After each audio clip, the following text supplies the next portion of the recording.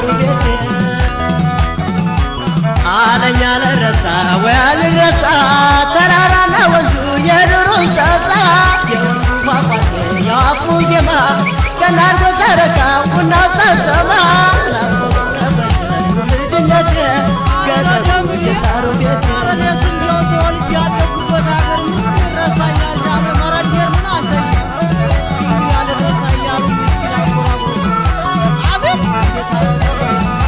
የትግል ጨዋታው የገናው የጅራፍ ግፊያ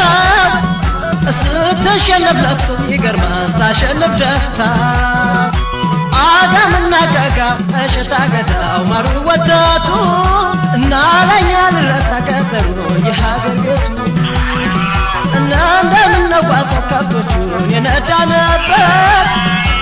የፍቅር